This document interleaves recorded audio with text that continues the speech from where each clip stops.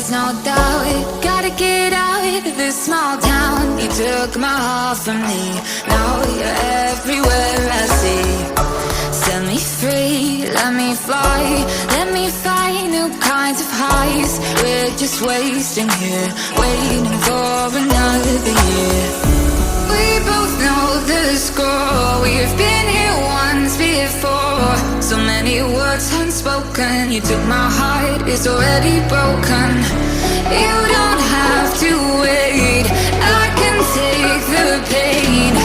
I will surrender, let me go on a new adventure.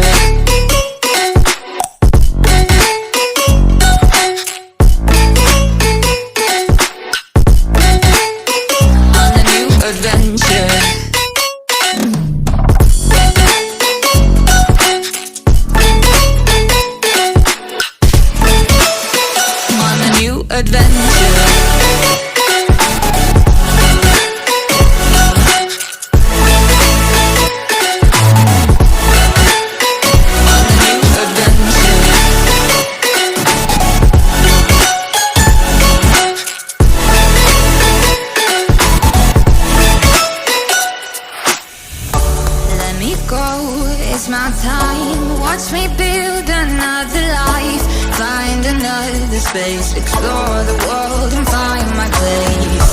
Hope you find some peace of mind. Hope the night was worth your time. Threw my heart away, we won't see another day.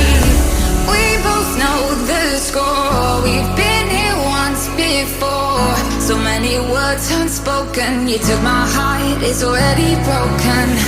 You don't have to